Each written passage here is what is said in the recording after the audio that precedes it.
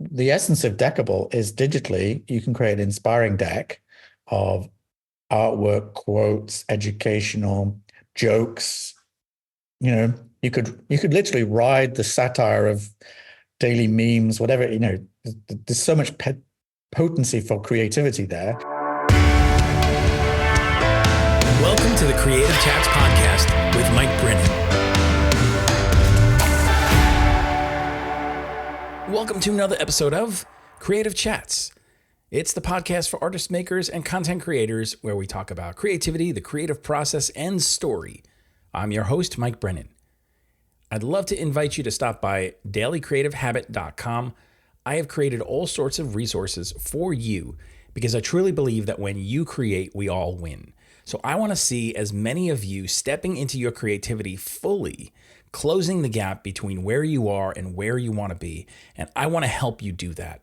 So I've created resources like the Daily Creative Habit Journal. I've written a book, Make Fun a Habit.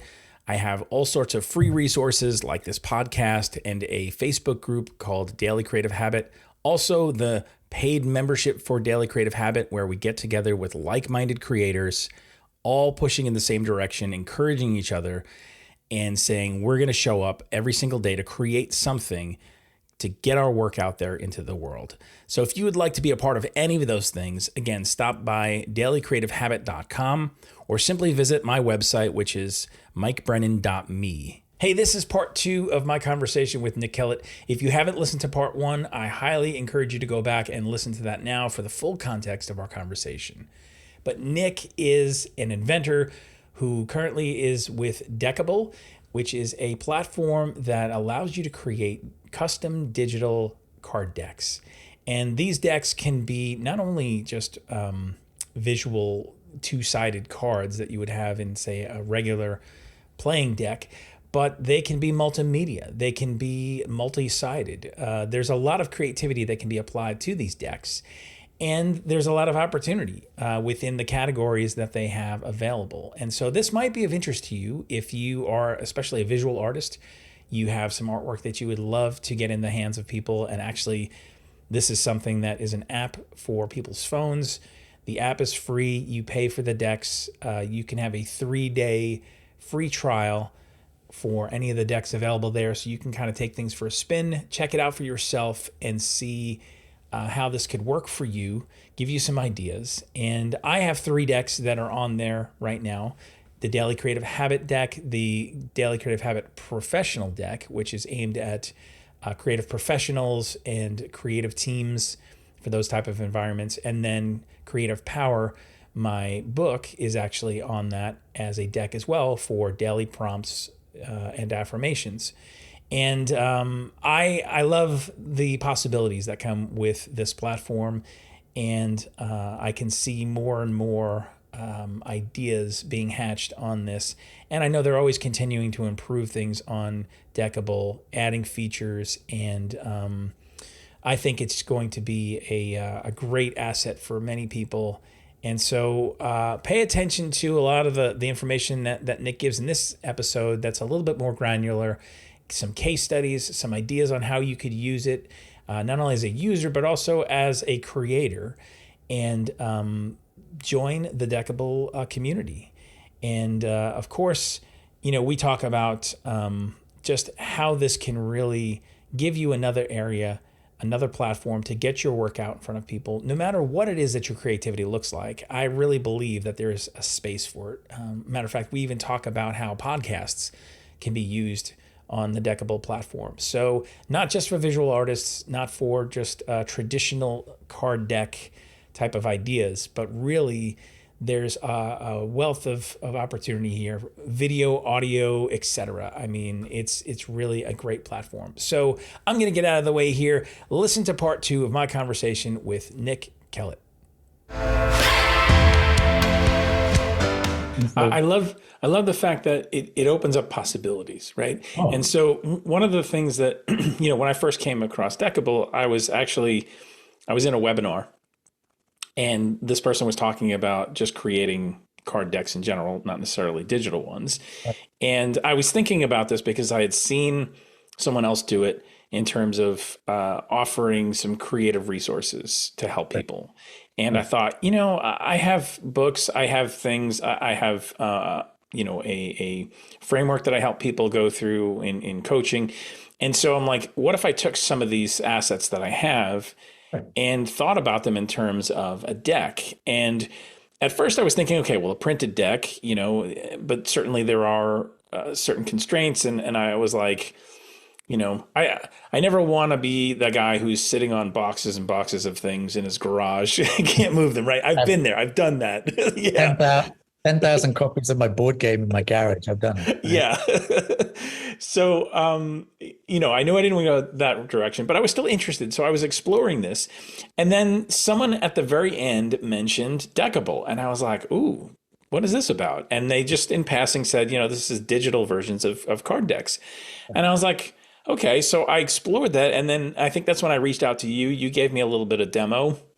Right. Some information about how this works and what this could look like, and I said, okay, I'm gonna dive in and at least take some of those ideas and put them out there and start the process of creating these resources for people. So I did my daily creative habit, really prompts for people to engage with various creative expressions through these cards. I did a pro series, which is aimed towards creative professionals and more teams. And then I did my book, which is Creative Power, Creative Affirmations. Turned that into this because, as you said, books and things that started sparking ideas of like, how can I take things that I've done and make it? And the affirmation thing was great because it was already there. It was simple. It was bite-sized, snackable, as you said, right? And so that translation was great. And now I'm curious to explore a little bit too some of the other aspects that you talked about, like video or audio. That opens up more possibility too, because even I think we had a conversation about podcasting and how to loop that into it. So I love that. I love these ideas. And it was funny, but after we spoke a month ago, whatever it was, and when you and I and Mark were on the call, Mark, I don't know if he mentioned this to you, but afterwards, but he specifically reached out to me and said, "Have you seen this artwork?" And he was showing me some of your artwork, and it was a lot of the Star Wars stuff, and it was like, to me, you have this superpower, right? And a lot of people have these superpowers, but they don't realize them, because you can turn stuff. You have, sufficient talent to create that, whatever, I don't know what tools you draw in, but you're very quick at it because you're doing your live event sketching thing, right? So you're not spending hours doing it. I'm going to say, well, cumulatively, you've spent 10,000 hours doing it. You can do it very quickly because you've done it a lot, right?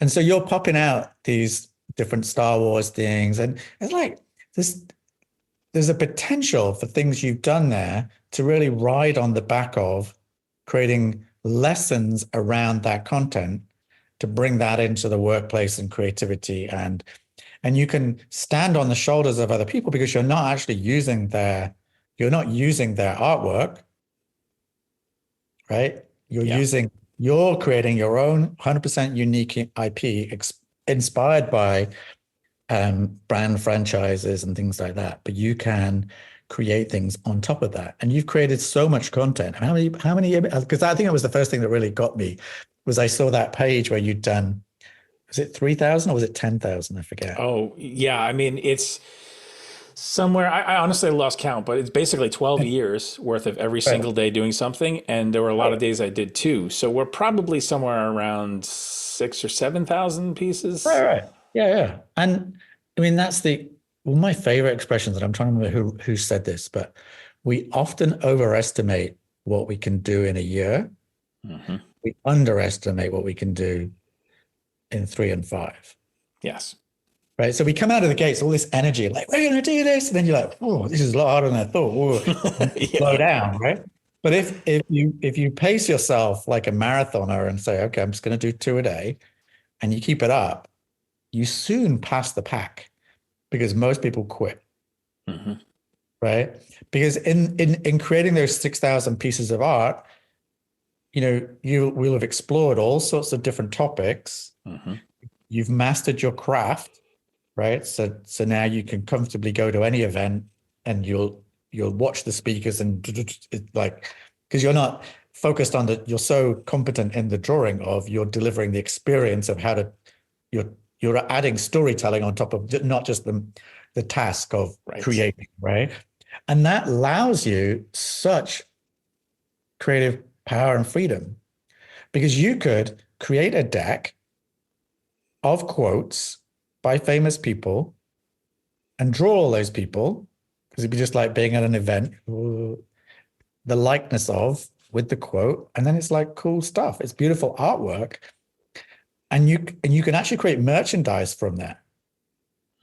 Yeah, not just the deck, but the T-shirt, the mouse mat, the mugs. I mean, this is stuff we talked about doing from Deckable. Is you draw the cards. Oh, I love these two cards. This combination is perfect. I want it on a T-shirt. Done, right? I mean, that's so easy to do. It's just work at our end, right? To plug in that interface, but the APIs exist to send it to a print-on-demand site and print it in Australia, the UK, or wherever it is, right? And have it shipped from there. And so but as a creative, there are I mean, it's my opinion. I think you probably support this, but it's not very easy to sell art digitally. Mm-hmm. You can sell the physical piece of art, not very scalably, but here's my art. There you go. I can sell you a print, but that becomes the margin on all of that goes through the, Society Sick or whoever else prints it. Yes, exactly. Platforms you use, right? So then suddenly you're not making anything, right? The essence of Deckable is digitally, you can create an inspiring deck of artwork, quotes, educational jokes. You could literally ride the satire of daily memes, whatever, there's so much potency for creativity there.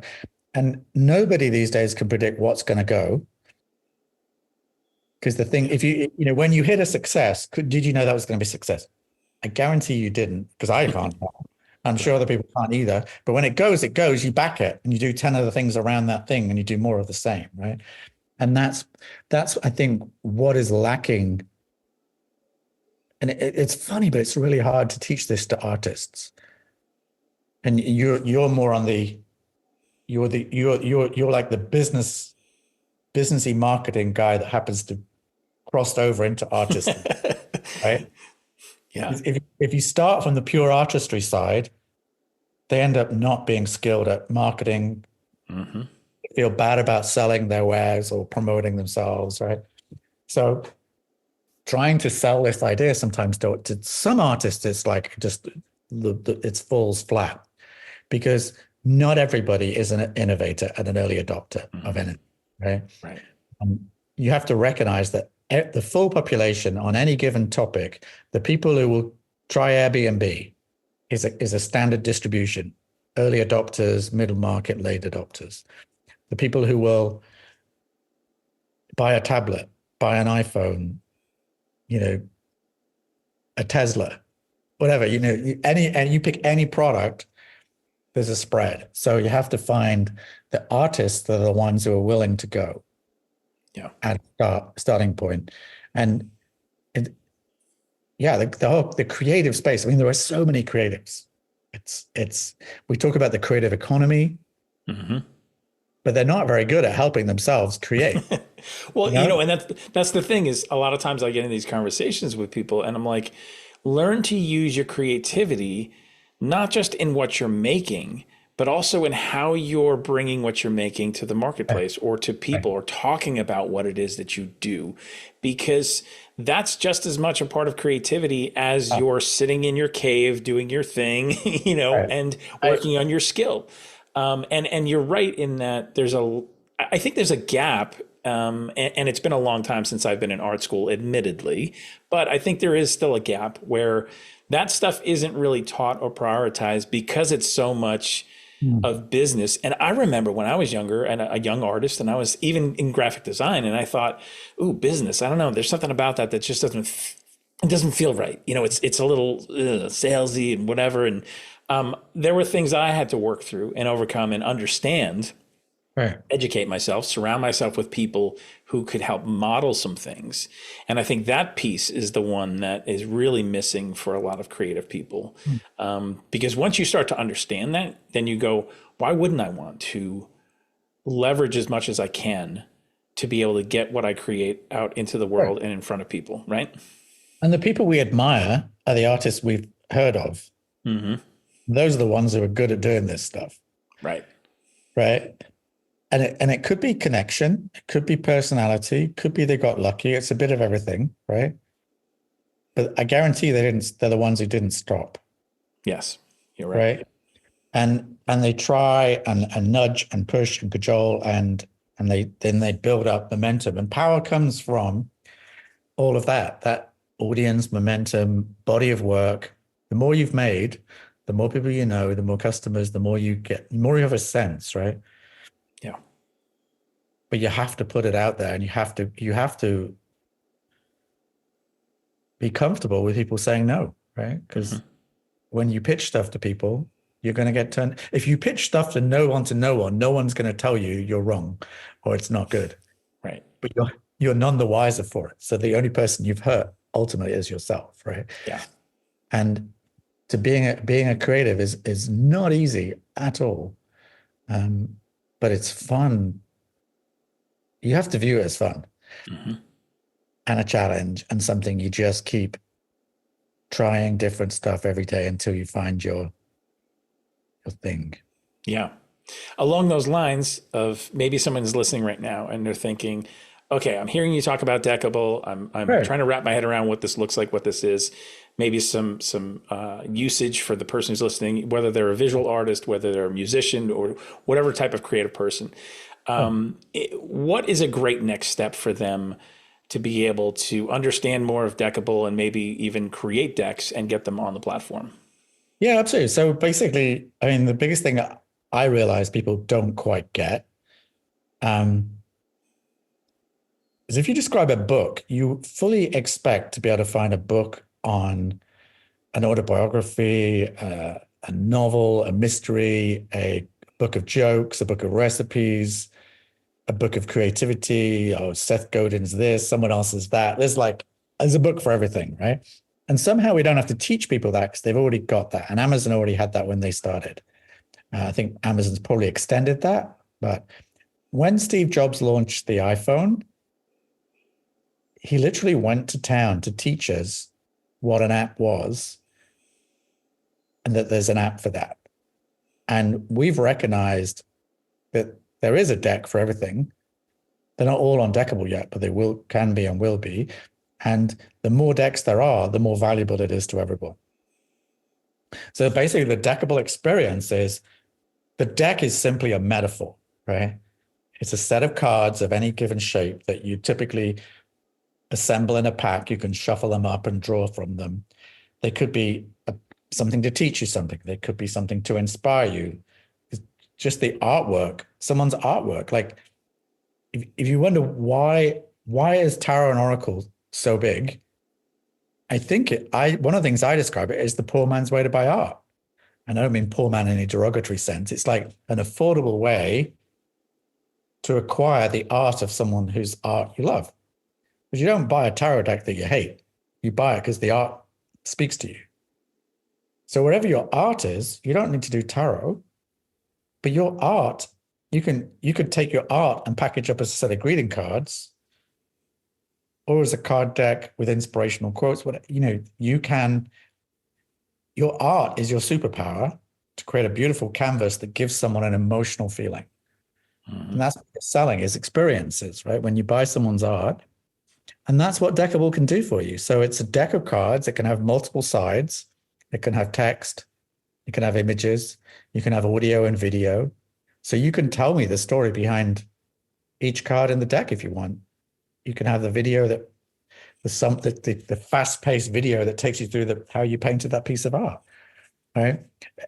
It's whatever you want it to be because card decks are simply a medium. So we have some mediums we understand today, and they've all gone digital. Books, it's gone to Kindle, gone to Audible. Movies, gone to Netflix or iMovie, Apple Movie. Apple TV. Music.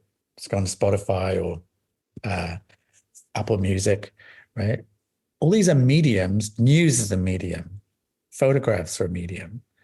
And card decks are simply a medium. And we think of card decks as the ultimate short form medium.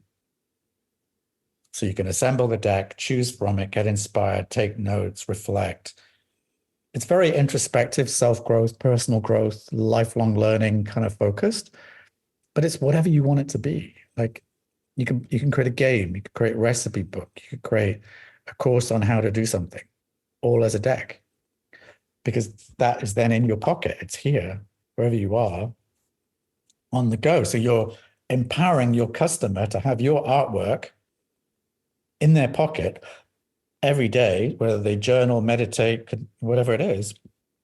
It's never left at home, so that you're with them all the time. And the cool thing is, like, when you sell a product, a physical product, you have to ship it to someone, and that's got super expensive because of COVID. If you send it abroad, it's got like mind-numbingly expensive. People just not going to spend that money, right? Is it worth me spending $20 to $30 on top of the cost of the product to get the product to me? Probably not, unless I'm really committed, right? Mm-hmm. Whereas digitally, I download it instantly. So, we have that FOMO goldfish moment, instant need fulfilled. You can see the deck, you can get it straight away. I can experience it on my phone and go, oh my God, this is great. I love it. I'm going to buy it. And then I can say, oh, actually, I think it's probably worth the shipping. Now that I understand it, I can buy the product. So we're helping creators get discovered.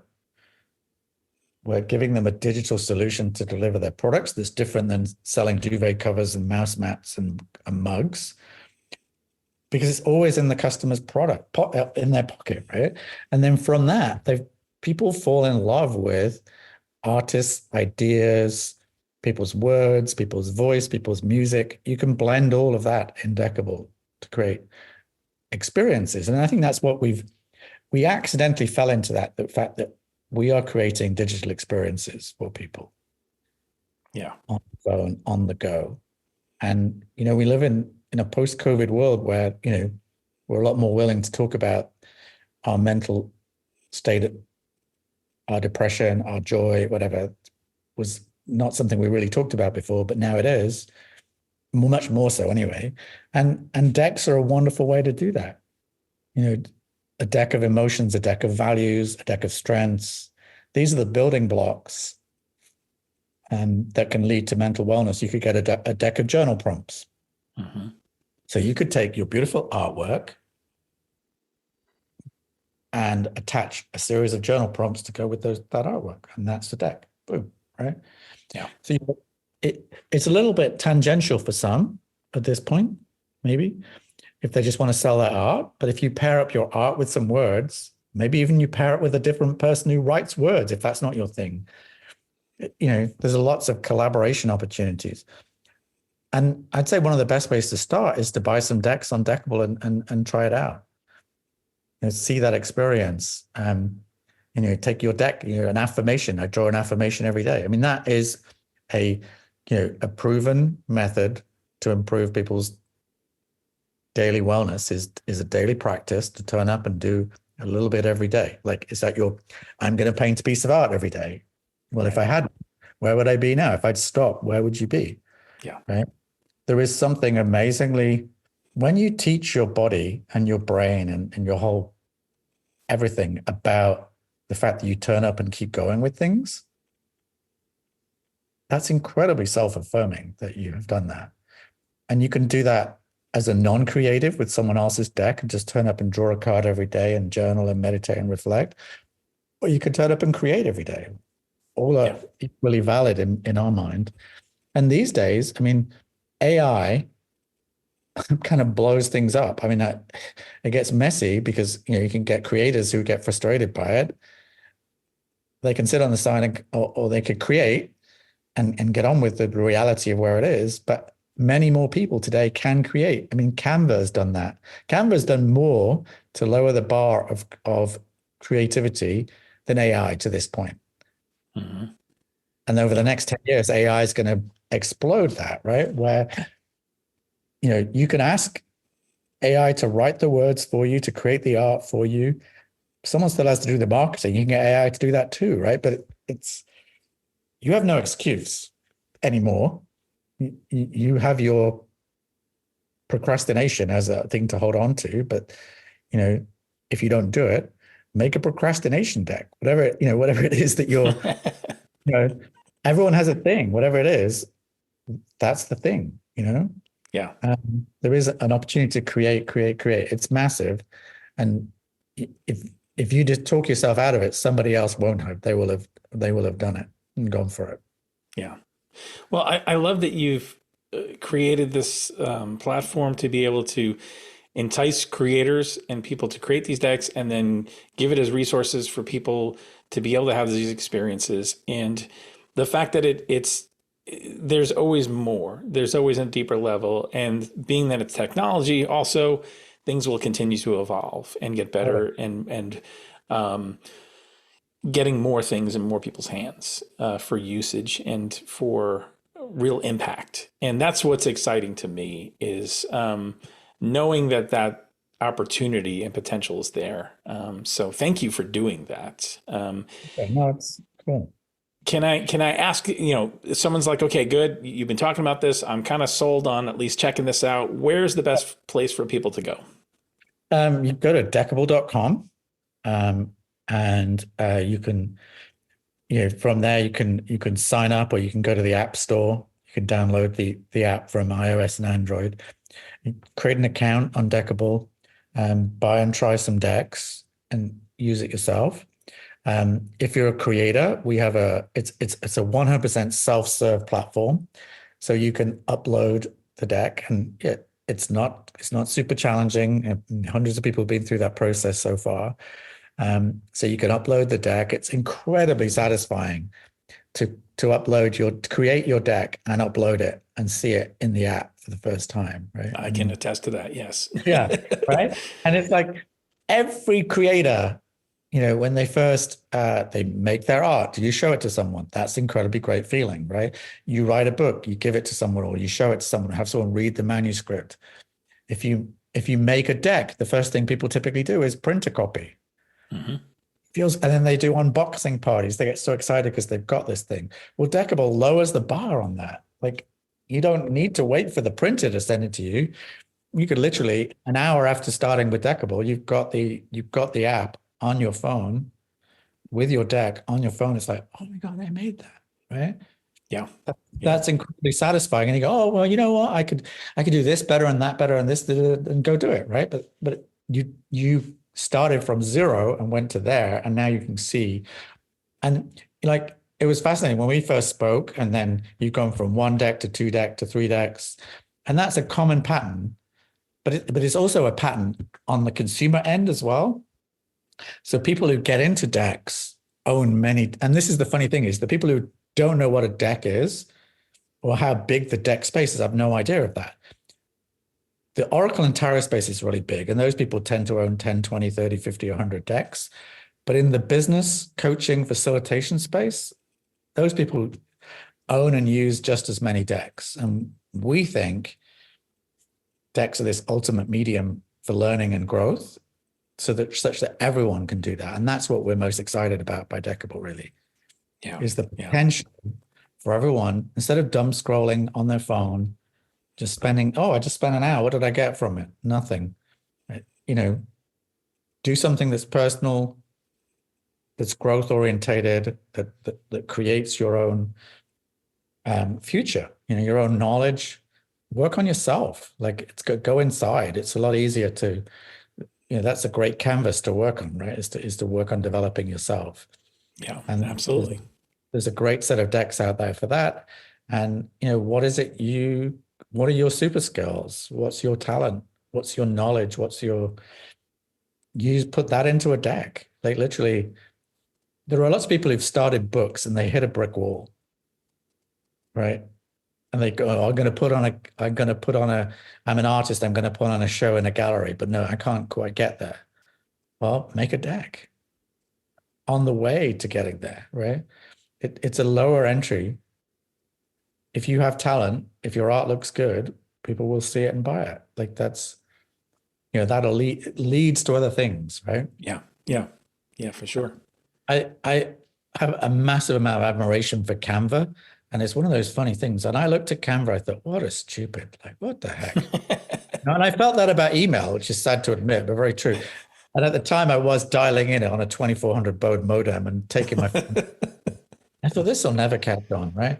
And I thought that about Canva, and I was like, how wrong can you be? Because they've done a stunning job.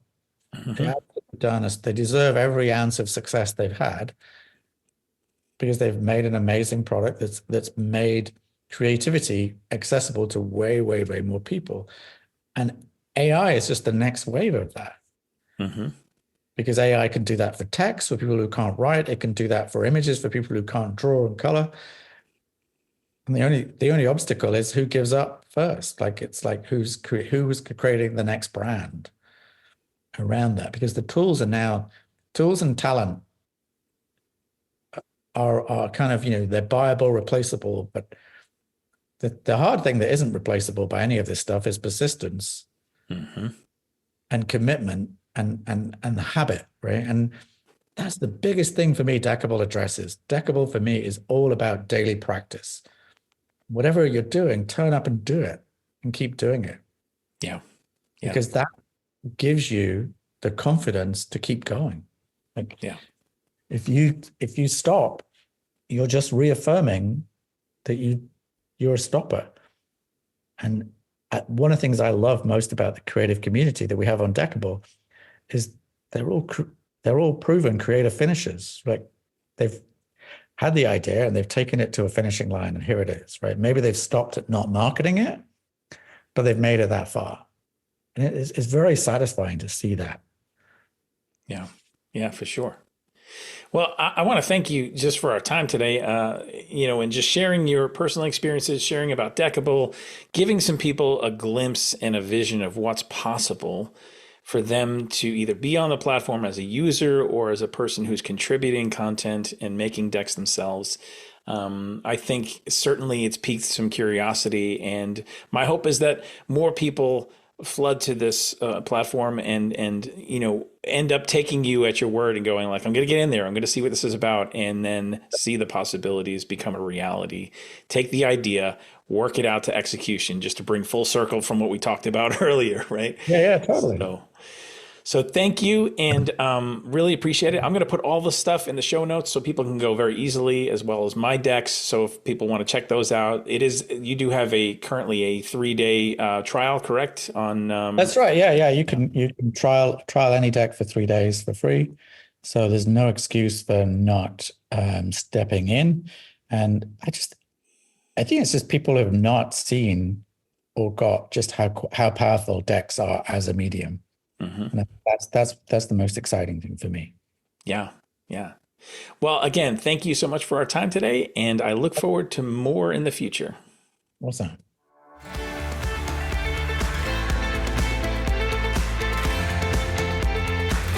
Thanks for listening today. I'd appreciate it if you would subscribe, leave a rating and a review. It really helps this podcast be seen and heard by others.